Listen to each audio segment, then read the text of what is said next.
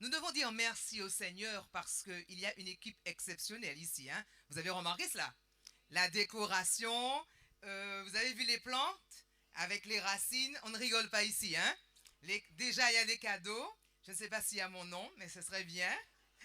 Non, merci beaucoup. Merci au Seigneur pour l'équipe MAE, l'équipe de l'éducation, de la jeunesse, tous ceux qui travaillent pour faire vivre cette semaine de l'éducation. Déjà, en regardant derrière, vous avez déjà une petite idée. Parce que je me suis dit, ce matin, si je vous demande une valeur, vous allez chercher dans votre mémoire, si vous êtes déjà fatigué, vous pensez que je vais terminer à 13 heures. Donc, je me suis dit, remercie l'équipe de Sœur Desplan qui a vraiment fait un travail exceptionnel avec ses défaites. Quelqu'un a dit, comme toujours, on devrait dire Amen pour cela. On dit à dire Amen. Donc, nous avons vu les thèmes. Le premier sujet que nous allons voir dans un instant, on peut le voir déjà. Hein. La première valeur, c'est la compassion. Ensuite, le courage, la persévérance, l'intégrité, l'humilité.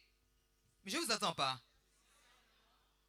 La confiance en soi et la confiance en Dieu. Est-ce qu'il y a un sujet, une valeur que vous aimez bien?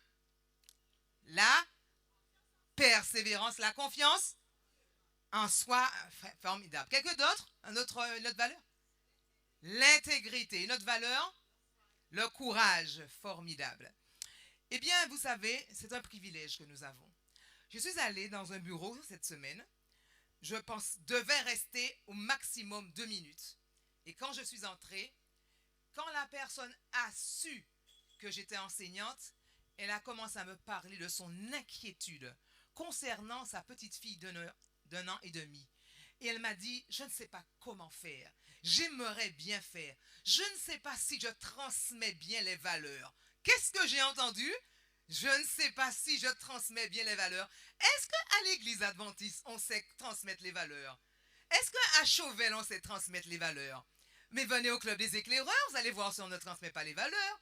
Et à l'école du sabbat, on ne transmet pas les valeurs. Dans les classes enfantines, où les gens sont ponctuels, sont là, présents, ont préparé leur programme pour la semaine, pour instruire vos enfants, quelqu'un devrait dire Amen plus fort. Seigneur, merci pour cette semaine de l'éducation. Merci parce qu'il y a des hommes et des femmes qui ont préparé des sujets pour que nous puissions aider nos enfants. Fortifions leurs racines. Fortifions les racines de qui? De nos jeunes. Si les racines ne sont pas fortifiées, comment est l'arbre? Il va tenir debout? Pas du tout. Il ne va pas tenir debout. Et les racines servent à quoi? Tenir debout, mais quoi encore?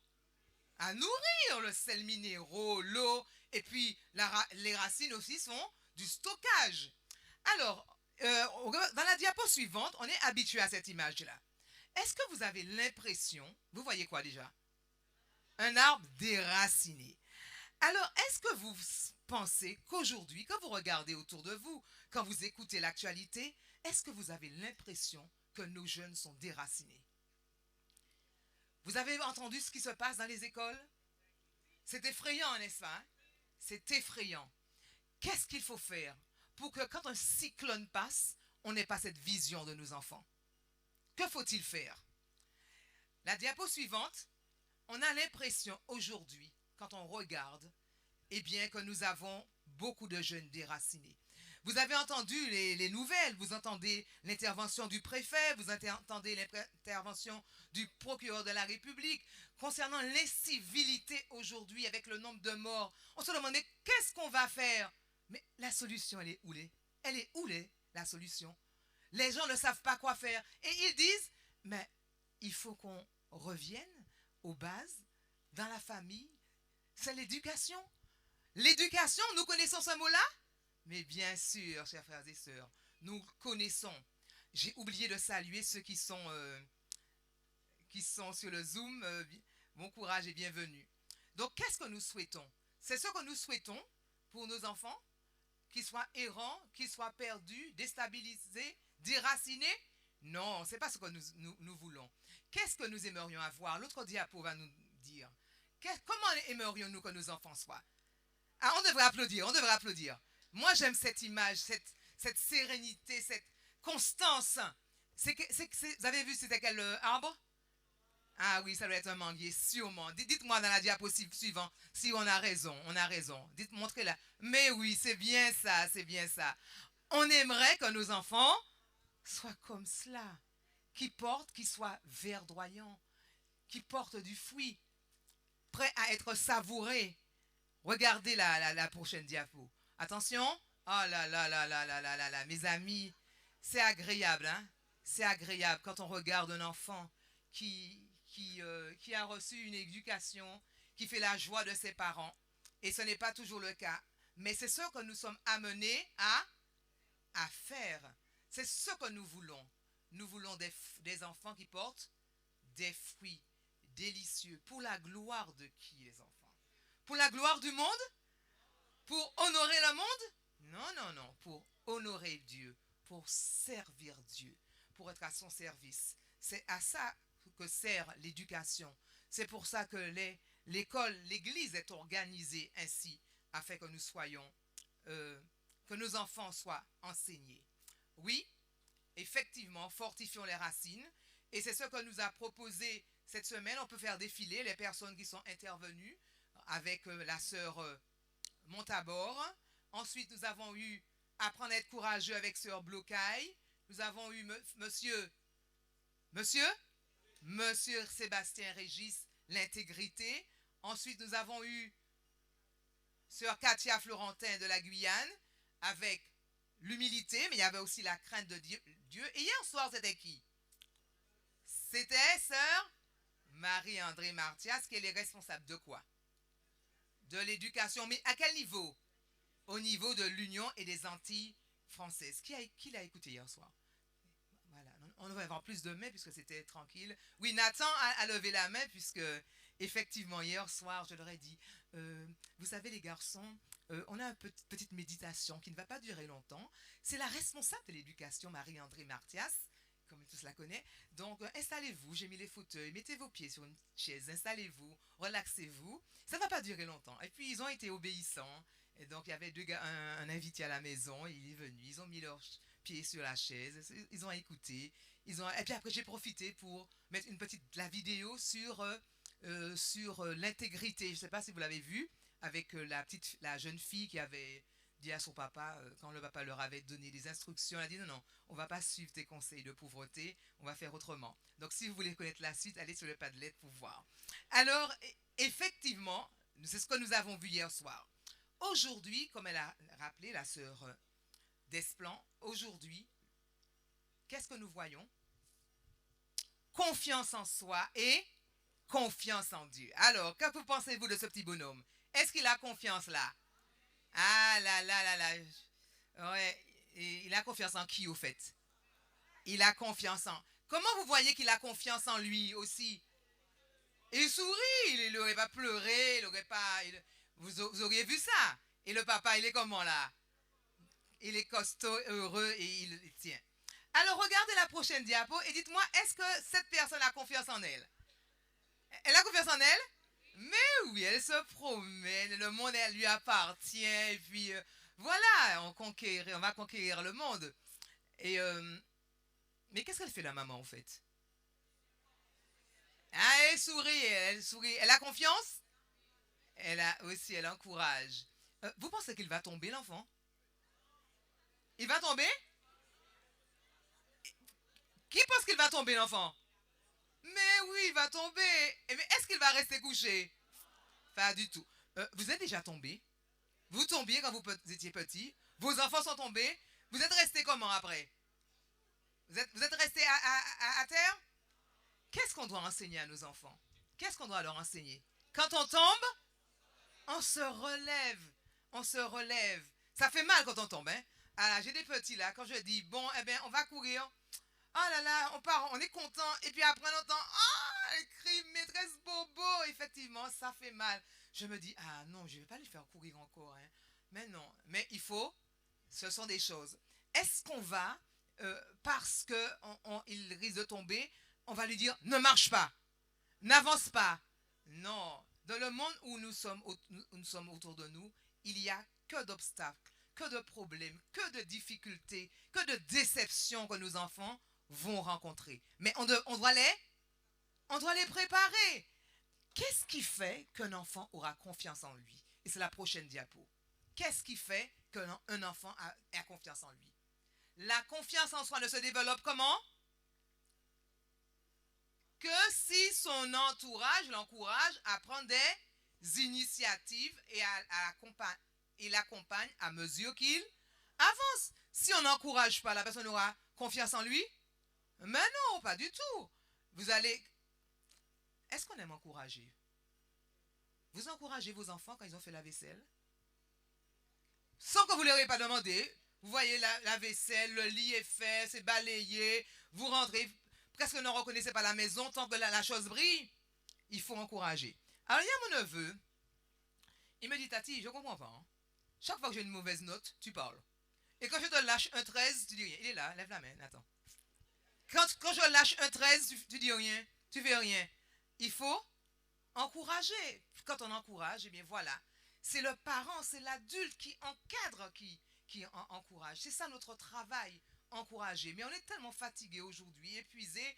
Quand on entre à la maison, on ne voit pas. C'est critique, c'est babillé, c'est etc., etc. de choses. Il faut que nous apprenions à encourager. Et le petit garçon à bicyclette là, vous pensez que quelqu'un l'a encouragé? Alors là, quand on arrive là, on peut atteindre, on peut faire des kilomètres, on peut atteindre nos objectifs. Et c'est ça, quand nous sommes encouragés, on ne sait pas où nos enfants peuvent arriver. Grâce à un petit mot d'encouragement, on ne sait pas où nos enfants peuvent arriver. Généralement, je dis à mon neveu de faire son lit, il le fait rapidement, le draille de travers. Et puis un jour, je lui ai dit, ben Nathan va faire ton lit. Tu te promènes, fais ton lit. Je suis remonté, voir ce qu'il avait fait. Mes amis, le lit était fait au carré. Et je lui dis, eh ben Nathan, ben, je te félicite. Hein. Un petit sourire, vous voyez. La prochaine fois, je vous assure, il va faire celui de son cousin et de toute là. Voilà. Il faut encourager parce qu'on ne sait pas jusqu'où on peut aller. On dit merci au Seigneur. Le petit garçon qui est à côté aussi. Voilà, la citation pour la prochaine diapo. Les initiatives des adultes sensés autour de l'enfant ou du jeune doivent l'inciter à amplifier sa capacité à atteindre de nobles desseins, même lorsque les circonstances ne lui sont pas favorables. Alors, l'auteur du message d'aujourd'hui, c'est Pasteur Coco, qui est le secrétaire de la Fédération de la Martinique. Il raconte une expérience, et c'est la diapo d'après, et il dit que il a appris à jouer, c'est quel jeu ça? Au jeu de dames. Qui sait jouer à ce jeu-là? Ouais, généralement les dames, les échecs, c'est les gens intelligents qui jouent ça. Alors, et, euh, et sa grand-mère, il a appris à jouer avec sa grand-mère. Et à chaque fois qu'il avait l'occasion, il emmenait ce jeu pour que sa grande-mère puisse lui apprendre à jouer. Et un jour, il devait aller à l'instruction religieuse, certainement au catéchisme.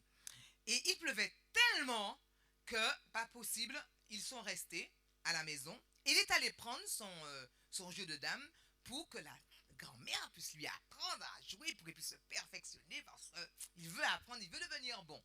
Et la grand-mère a accepté, mais il dit, ma grand-mère, elle me plumait toujours. Mais elle ne se réjouissait pas de cela. Elle gagnait tout le temps. Et ce jour-là, ils ont fait plusieurs parties. Et quand ils ont fait plusieurs parties, quelque chose s'est passé dans le jeu. Selon vous, il commençait à sentir que le jeu tournait en sa faveur. Et quand il a posé le dernier pion, il avait gagné. Alors, qu'est-ce que la mamie a fait? Elle s'est levée, elle lui a dit, eh ben bon, certains m'ont dit ça en créole, hein? Eh ben, comme tu as gagné, tu deviens maintenant un peu trop fort, je ne peux plus jouer avec toi. Il a dû dire, mais non mamie, hein? La mamie a pris ses clics et ses claques, elle les a rangés et on n'a plus jamais entendu parler de ce jeu. Quelle leçon qu'il a apprise? Eh bien, il dit que le fait qu'il n'ait pas pris sa revanche, c'est la diapo après, cela l'a prévenu contre l'addiction au jeu. Mais il n'a pas été au catéchisme ce jour-là. Mais qu'est-ce qu'il a retenu? Il a appris là, vous pouvez lire, la patience, la persévérance, le savoir-faire, attendre gentiment son tour en gardant la tête froide, ne pas courir après ce qui ne nous a pas été donné. Aujourd'hui, est-ce que vos enfants sont patients? D'ailleurs, est-ce que vous êtes patient vous-même? On n'est pas patient, on est pressé. Quand on dit à un enfant quelque chose, c'est tout de suite là. Pendant qu'on parle, ça doit être exécuté. Et puis quand on demande quelque chose à Dieu, avant qu'on dise Amen, on aimerait bien que ce soit comme Daniel. Avant que Daniel ait terminé, un ange était déjà descendu pour lui expliquer là. On aimerait bien que ce soit pareil pour nous. N'est-ce pas? Mais la patience. Ah, quelle vertu. La patience. On n'est pas patient. Et Nathan, quand il commence, il sent que je... Excuse-moi Nathan, Nathan, excuse-moi de t'interpeller comme ça. Mais quand je commence à m'énerver, il me dit, mais Tati, je te sens un petit peu... Comment tu dis ça? Sous pression. Hein? Et Tati, je te sens un petit peu sous pression. Qu'est-ce qui ne va pas aujourd'hui? Vous savez, quand un enfant dit ça, vous sentez que... Hein? Alors j'essaie de baisser la tension. Parce que quand on n'est pas patient avec les enfants, on commence à lever le ton, être agacé. Et puis chez moi, vers 19h, 20h, il faut que j'appelle tout le monde pour faire le culte. Comment je dis ça? Comment je fais ça? Avec quel ton? Comment je dis Nathan, Vigno là? Non. Nathan, c'est l'heure de la méditation. Tu peux aller chercher. Il faut trouver une voie. Mais avant, qu'est-ce qu'on a fait? Voilà. Qu'est-ce qu'on apprend aux enfants? Quand nos enfants nous regardent, quand ils nous voient agir à la maison, à l'école, quel que soit l'endroit où nous sommes, qu'est-ce que nous leur transmettons? Et le vendredi soir, chez moi, on est obligé, quand j'ai un petit peu débordé, on est obligé de se dire pardon. Hein? Pardon, Nathan, c'est tout le temps, je lui dis, Nathan, excuse-moi, Tati était fâchée. Bon. À chaque fois, il faut s'excuser parce qu'on n'a pas été patient. Quelle image que nous donnons à nos enfants? Qu'est-ce que nous leur transmettons? Qu'est-ce qu'ils savent de nous? Alors la question était hier, pendant la salutation du sabbat, je leur ai dit, vos camarades de 6e, de 5e, 4e, collège, lycée, s'ils pensent à vous à l'heure actuelle, que vont-ils dire de vous? Alors je vous pose la question, votre voisinage, si on nomme votre nom, je nomme votre prénom, qu'est-ce qu'ils diront de vous? Ah, je n'ai pas besoin de réponse. Je n'ai pas besoin de réponse, mais vous savez déjà. Donc, la patience. Alors, il y a un petit garçon avec son papa. Regardez-le. Il y a un partenariat avec l'adulte, entre jeunes, avec les enfants, quand on veut développer sa patience. Le petit bonhomme là, il est confiant? Il est confiant, pourquoi? Parce que, ah, le papa est là. Et c'est ça. Quand on verra ça tout à l'heure, la confiance en Dieu. Pour développer cette confiance en Dieu, il faut un partenariat avec Dieu. Il faut marcher avec Dieu. Il faut rester connecté à Dieu. On ne peut pas avoir confiance en Dieu si on ne marche pas avec lui, s'il n'est pas à nos côtés, si on ne l'invite pas. Et lui, là, le petit bonhomme, et à un de ces jours, il va monter sur sa balançoire. Et puis, voilà.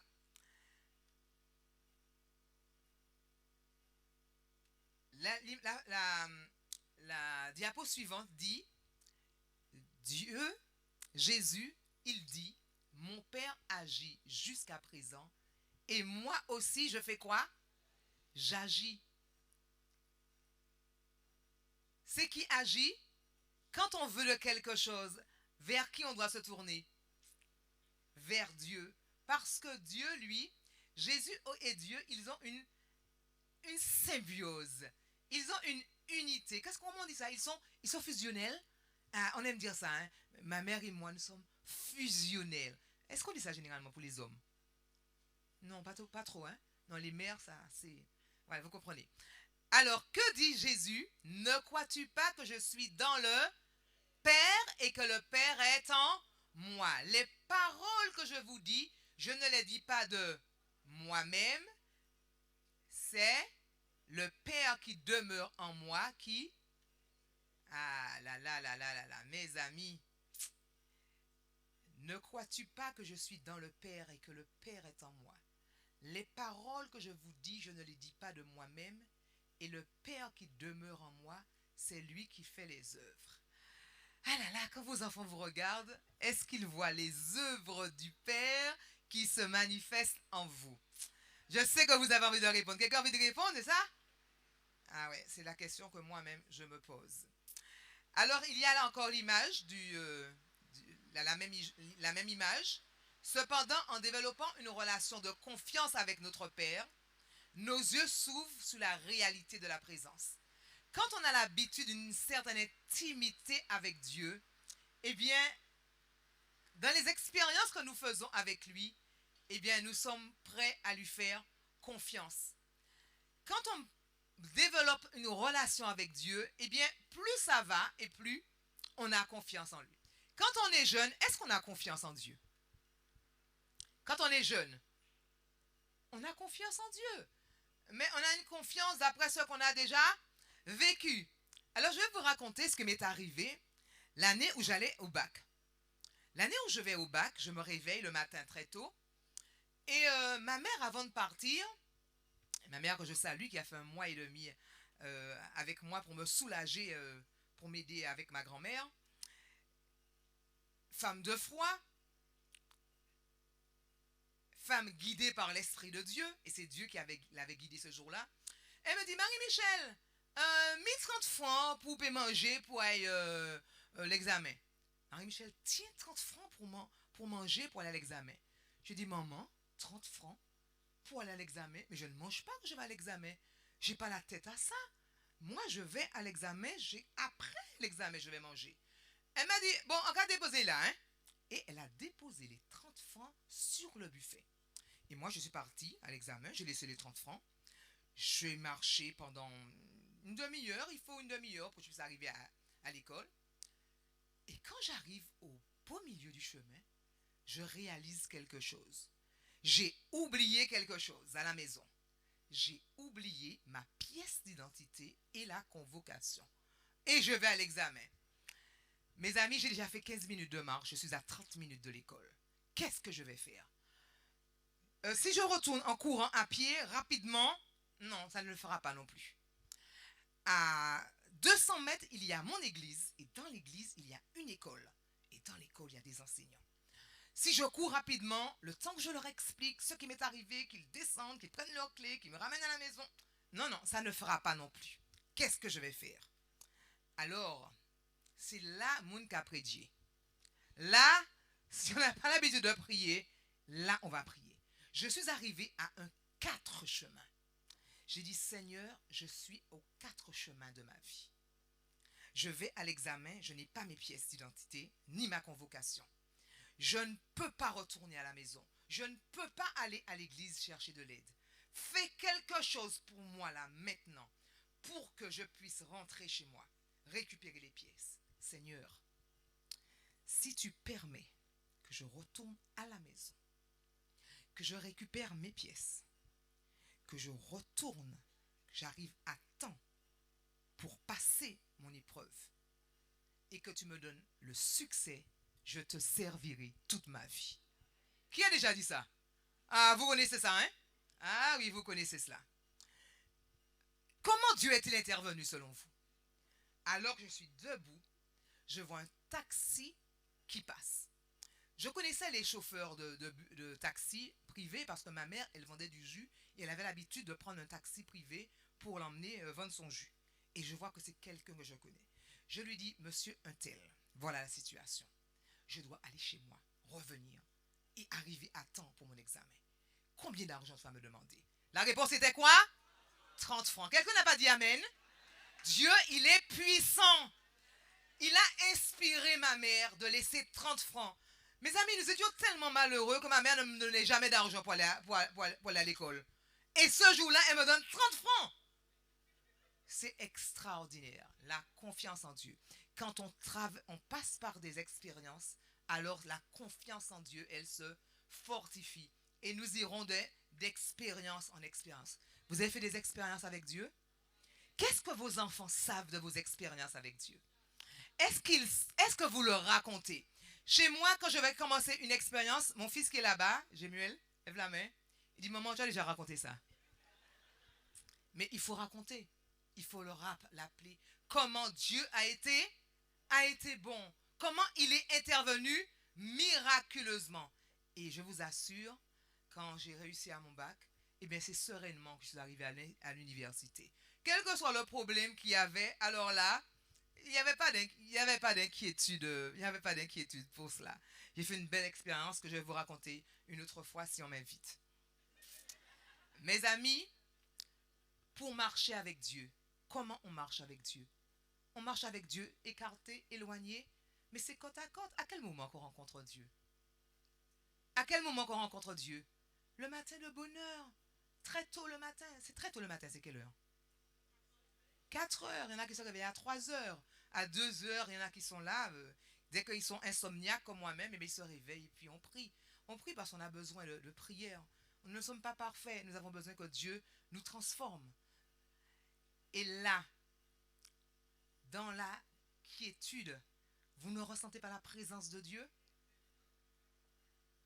Dieu qui vous instruit, qui se révèle à vous. Il vous parle au travers de sa parole. Mes amis, où est la Bible chez vous? Quand vous en avez besoin, est-ce que vous la trouvez facilement? Est-ce que quand on rentre chez vous, la première chose qu'on voit avant la télé, c'est la Bible? Est-ce que vos enfants voient que vous savez que vous sommes des hommes et des femmes de prière? Qu'est-ce que nous transmettons à nos enfants? Ah, on voudrait qu'ils soient comme les bonnes mangues juteuses là, hein? De vieux habitants certainement, mon mari aurait dit. Mais qu'est-ce que nous faisons? Quelle est la place de la parole de Dieu? Moi, j'ai posé une question, j'ai demandé, je ne dirai pas à qui, hein, j'ai demandé, on faisait un petit jeu biblique, on cherchait qui était le mari de Sarah dans la Bible. Abraham. Je suis tellement contente parce que j'ai entendu que quelqu'un m'avait dit la semaine dernière Noé. Mes amis, il nous faut être à l'étude. Il faut que nos enfants apprennent à connaître Dieu, les histoires bibliques. Il faut avoir du temps. Nous sommes fatigués, nous sommes pressés. Mais on ne peut pas aller se coucher si nous n'avons pas ouvert la parole de Dieu. Même un psaume, il y a la vigile matinale, même un verset, une expérience, un petit jeu biblique. Le lendemain, on ne peut pas quitter chez soi si nous n'avons pas parlé à Dieu, nous n'avons pas ouvert le Saint-Livre. Quand les épreuves arrivent, comment nos enfants vont-ils réagir? Pendant que je vous parle, une histoire me vient à l'esprit. J'avais dit que je ne serais pas longue, il faut que je raccourcisse. Je termine. Je me rappelle un jour, une famille est arrivée à la maison. Un jeune qui était en prépa avait des problèmes avec son sabbat. Il ne pouvait pas, on lui a dit, écoute, cette histoire de sabbat-là, il faut que tu mettes un terme à ça. Soit tu viens, soit tu ne viens pas. Alors, si tu ne viens pas, va t'inscrire à l'université. Tu ne peux pas suivre la prépa. Et dans notre salle à manger, il y avait le père, la mère et le jeune, mon mari et moi. Il fallait qu'il décide qu'est-ce qu'il allait choisir. Aller à l'école le samedi ou ne pas aller.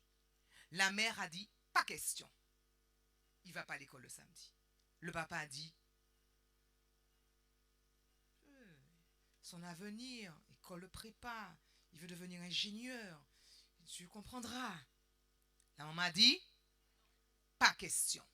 Et le jeune homme, il ne savait pas quoi faire, alors ils sont venus chez le pasteur et nous avons prié. Il a choisi de ne pas aller.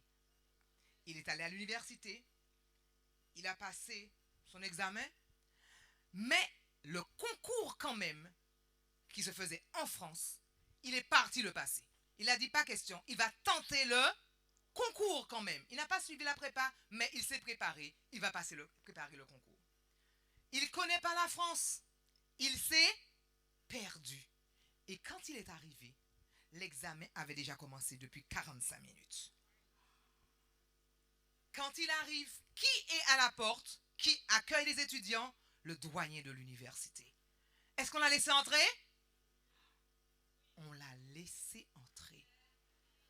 il est entré. Il a réussi brillamment, mieux que ceux qui s'étaient préparés la prépa. Apprenons à nos enfants à faire confiance à Dieu, à marcher. Si c'est épisodiquement que nous leur parlons de Dieu, eh bien les choses seront différentes. Aujourd'hui, nous allons entendre les enfants qui ont bien voulu apprendre ces versets, les retenir. Alors il y a une image avec une famille.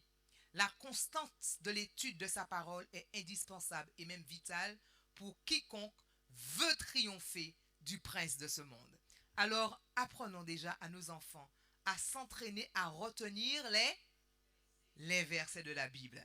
Et nous allons les écouter s'ils sont prêts pour pouvoir... ils se sont préparés, je sais qu'ils se sont préparés. Alors, quand ils vont réciter, encouragez-les, n'est-ce pas? Dites Amen. Parce que c'est quand dans l'épreuve, les difficultés que le texte biblique vient à l'esprit. Si on n'a pas étudié avant, est-ce qu'on peut réussir? Mais non, mais non, mais non. Ils sont beaux. Pourquoi sont-ils couronnés? Parce qu'ils sont comme des plants d'olivier plantés dans la...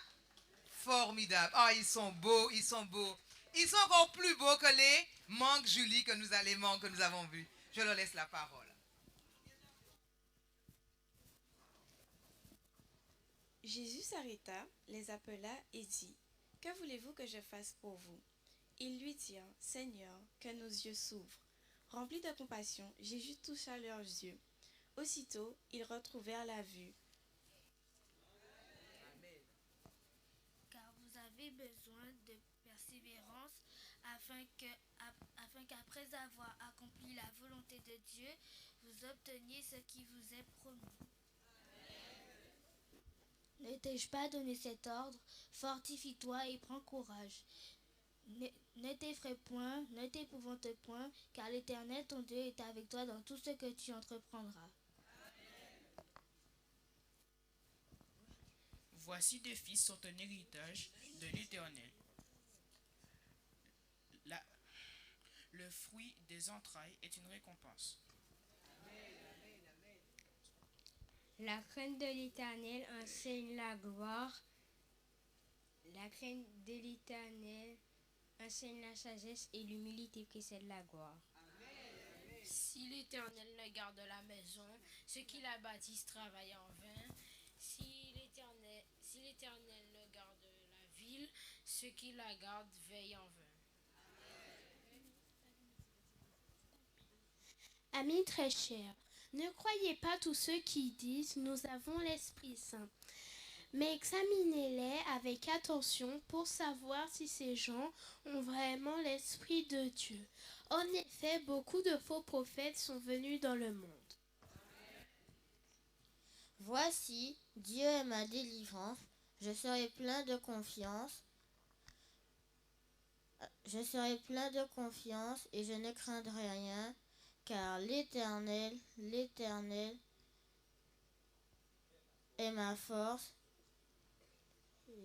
le sujet de mes louanges. C'est lui qui m'a sauvé. Papa, tu vas continuer le travail. Tu vas continuer. Un peu plus fort, un peu plus fort. Les enfants, je suis fière de vous. Merci d'avoir voulu apprendre ces versets. Eh bien, vous savez, dans la vie, il faudra encore continuer chaque jour pour que quand quelque chose, une difficulté arrive, eh bien, les versets viendront spontanément de votre tête. Les parents se sont engagés à vous aider. Et quand ils vont vous dire, eh bien, c'est l'heure du verset, vous allez... Non, c'est vous qui allez dire aux parents. Parents, c'est l'heure de l'étude du verset, c'est l'heure de la lecture de la parole. Eh bien, que Dieu vous bénisse et bonne continuation. Eh bien, qu'est-ce que nous voulons faire? Que voulons-nous faire avec nos enfants? Comment allons-nous nous engager? Qu'est-ce que nous allons vraiment faire pour que nos enfants puissent être épanouis? Pour que nos enfants, eh bien, ils soient comme des plants d'olivier, qu'ils soient aussi beaux. Eh bien, il y a des personnes qui ont choisi d'inscrire leurs enfants, et c'est ça qu'on va écouter dans la vidéo. C'est un parent d'élève de l'école de Boissard. Elle a décidé de choisir. Il y avait beaucoup de témoignages, mais vu le temps, nous ne mettrons qu'un seul témoignage de cette mère qui dit tout le bien qu'elle pense de l'éducation chrétienne. Nous sommes des privilégiés. Bonjour, je suis Angela Maliama. Je suis maman de 4 enfants qui sont actuellement scolarisés à la cité scolaire La Persévérance de Boissard.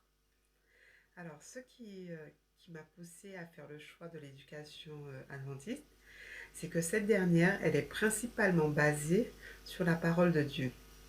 Ayant reçu moi-même une éducation biblique, je dirais, dès ma naissance, pour moi, il était primordial que mes enfants reçoivent à leur tour cette éducation.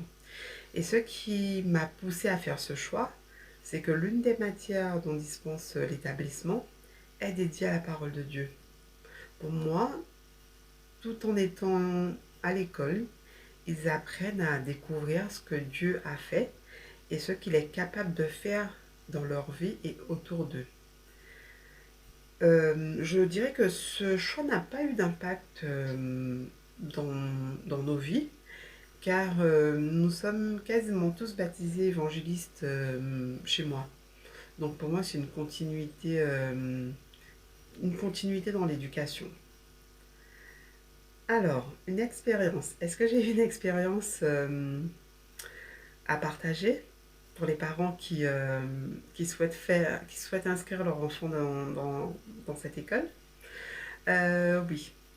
L'an dernier, j'ai un de mes garçons que Dieu a disposé le cœur de sa maîtresse, parce qu'en fait, il a eu des difficultés durant son année scolaire, et Dieu a disposé le cœur de sa maîtresse pour qu'elle soit à l'écoute et surtout attentive à ses besoins. Et à travers cela, j'ai vu la gloire de Dieu, parce que en ce moment, mon fils, en fait, il sort un peu de sa timidité et il commence à avoir confiance en lui. Donc du coup, je me dis, si Dieu n'avait pas disposé les circonstances et n'avait pas touché le cœur de cette maîtresse, qui sait, mon fils n'aurait pas eu ce déclic. Alors j'ai envoyé cette vidéo à cette maîtresse et elle m'a dit vraiment, ça l'a encouragée parce qu'elle passait par un moment difficile avec d'autres parents et elle m'a dit, ce message m'a encouragée à continuer. Et nous devons dire merci pour les enseignants, pour ceux qui font un travail exceptionnel pour le bien de ces enfants. Je voudrais terminer en vous disant, sans moi, vous ne pouvez rien faire. N'est-ce pas? Sans Dieu, nous ne pouvons rien faire. Quel que soit notre noble but, nous ne pouvons faire sans Dieu. Nous vous avons un objectif préparé, nos enfants. Le dernier texte dit, ils combattront contre l'agneau et l'agneau les vaincra parce qu'il est le Seigneur des seigneurs et le roi des rois, et les appelés, les élus et les fidèles qui sont avec lui les vaincront aussi. Nous ne voulons pas que nos enfants soient vainqueurs. Alors, dans un instant, nous allons prier avec les enfants, avec les éducateurs, avec chaque parent, pour qu'ils puissent accompagner leur enfant à être des vainqueurs, des hommes et des femmes à la stature parfaite de Jésus-Christ.